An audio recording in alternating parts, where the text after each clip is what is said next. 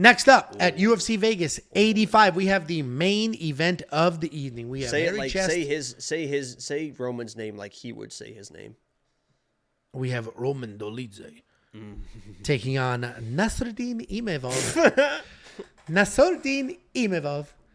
Roman Dolidze, 12-2 overall, 4-1 in his last 5, coming off the decision loss to Marvin Vettori, taking on Nassourdine Imavov, 12-4 overall, 3-1-1 in his last 5, and he's coming off that no contest with Chris Curtis. I like this main event. This is a very good main event because we got like that Roman. Chest hair. I can't grow chest hair, but if I could, I wish it would look like that. You don't grow any chest hair. You can't. No, and that's not shaved. That's like don't grow chest hair.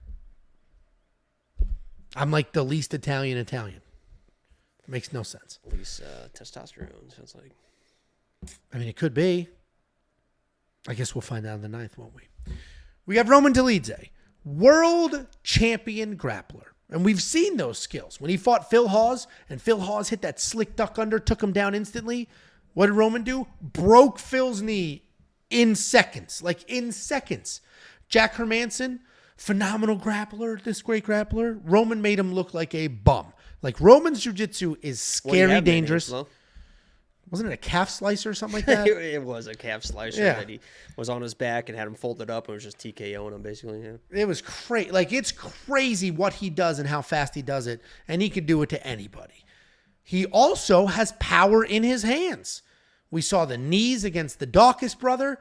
The Phil Hawes knockout doesn't really count because Phil was on one leg, and we know he's a little chinny. But Roman Dolidze has power in his hands, insane grappling. He has 2 losses on his record. The one loss was bullshit. He beat Trevin Giles. That was a bad loss. You know it was. You watched it live. You agreed. That was a bad loss. He also did have some cardio issues then. Those seem to be gone. We haven't really seen cardio issues out of Roman recently. The second loss was his last fight against Marvin Vettori. That was insanely frustrating because he didn't follow a game plan. He came forward, he bombed away, and Marvin is a big guy that can throw with volume, and that was it.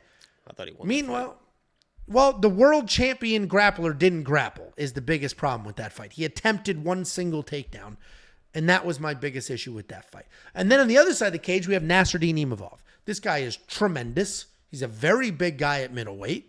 And he's good. He's a busy striker. He's always working forward. He can counter-strike. He can move forward while counter-striking. He's got a nice jab, solid elbows. He looks comfortable mixing it all up. And then on top of that, he's got some very good wrestling. He took down Chris Curtis, who is insanely hard to take down. He took down Chris Curtis 3 times in that fight before the head clash in the no contest. This is a good main event.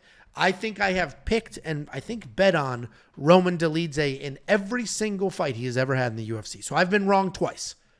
Once really, because one of them was bullshit. It's hard to pick him in this fight based off of his last performance. Because if I knew I could trust Roman to come forward, mix in takedowns when he needed to at least threaten them, then Roman would absolutely be the pick. The problem is we can't trust him to shoot takedowns. And Nassourdine's most likely not going to be dumb enough to shoot takedowns. So now it's a striking match. And while Roman has insane power, Nassourdine is long, he's accurate, and he can counter. And I think Nassourdine's going to pick him apart, and he's going to win what's probably going to be a boring decision, or at least a strike-heavy decision. I love Roman Dolidze. I hope I am wrong as shit. But I don't think I can trust him to do all the MMA things, and I think he's just going to march forward and headhunt. And without Nassourdine taking him down, they're not going to end up on the ground. So Nassourdine's going to be the pick, and I don't like it. What do you think, Jakey boy? You know, it would be an interesting fight. I don't think they're going to do it now, but the people I'm going to compare them to is Paul Craig. Roman Dolidze is who Paul Craig thinks that he is, right? You see all the bravado from Paul Craig with the face paint in your face and this and that. But if you asked Paul Craig, would you like to start with this guy in your guard? Paul Craig would say, hell yeah.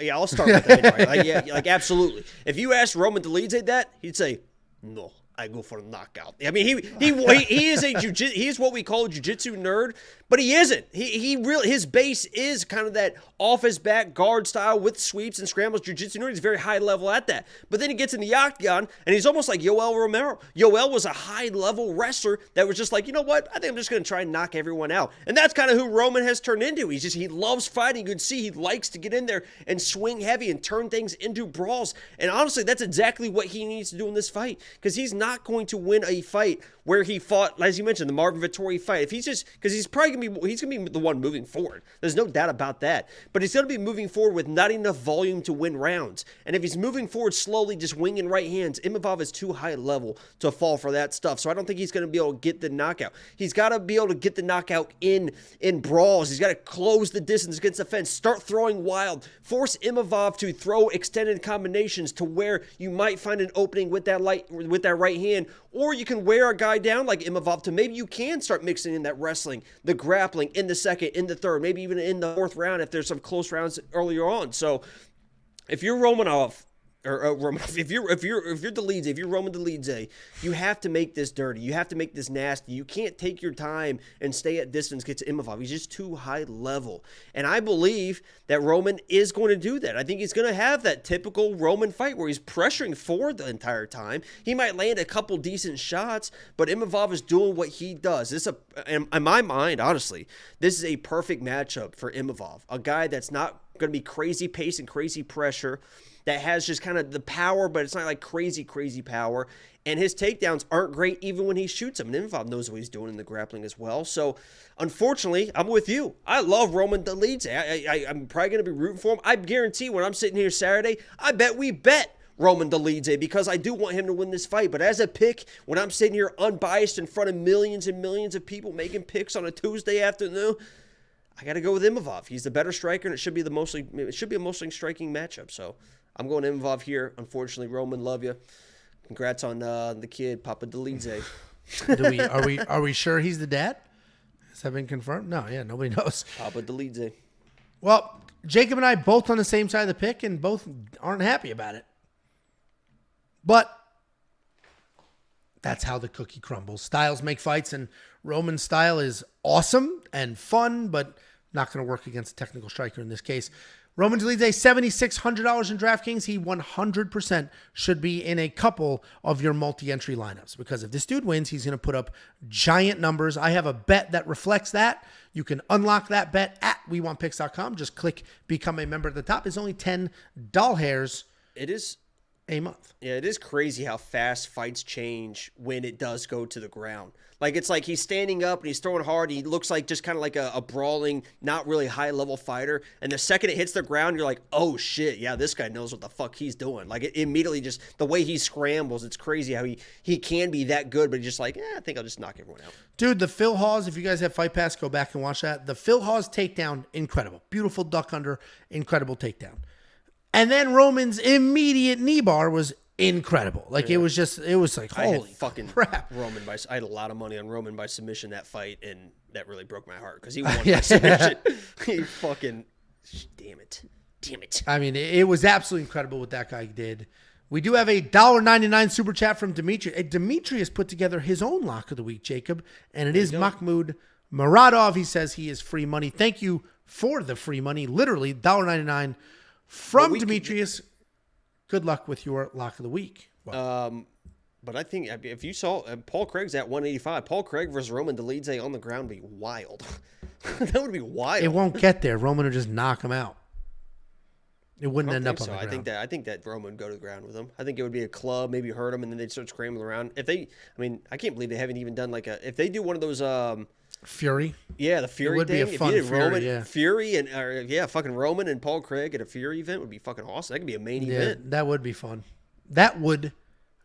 Anyway, I am glad fights are back. We have 11 weeks in a row of fights, and you can unlock all the picks, the bets, the round line leans for all of those events at WeWantPicks.com. Just click Become a Member at the top. Premium membership. Like the video. Subscribe if you are new. We appreciate you guys watching.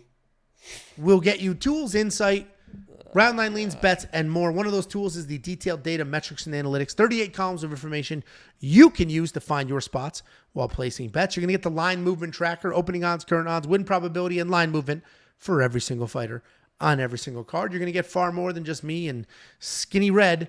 You're going to get the MMA Minute. Oh. You're going to get Running Mouth MMA. Remember how you I didn't abandon shit. Calling You're going to get because Artem. you did say that my eyes are blue, which you can't have red hair or blue. Remember how you just abandoned that whole thing? Who said you can't have red hair or blue eyes? You literally Look it do. up. Look it up. It's literally do. Scientifically impossible. It's not to have impossible. blue hair. It was like a Look 10% it up. chance. Anyway. It's like a 0.0000. And despite those odds, here you are. You ruined it. Pick Doctor is a human being that developed an artificial intelligence that picks fights based solely off of historical. Who, Pick Doctor? I think so. The cartoon picture? Actually, Artem's looking a little gingy there too. Follow the Instagram. Premium member. Follow the Twitter. You paused. If you pause, I'm jumping in there. We got to pump those numbers up, baby. We're trying to look popular and famous. That's my only goal. So. Well, WeWantPicks.com. Click to become a member at the top. Only $10 a month. Dixon is insisting we should be able to gift a month of premium membership. We can. I think we turned it off, actually. But that was available on the website. It's only $10 a month. Just go sign up for yourself. Do all the free things like follow the socials. Guys, thank you so much. We had over 400 people watching live across all of our platforms. We appreciate you. Do the things. Thank you for the support. It really does get me rock hard. We'll see you every single Tuesday, and Jacob will see you pretty much every Saturday. Lock of the week video tomorrow. We're going for 3 in a row. It's a big one. End.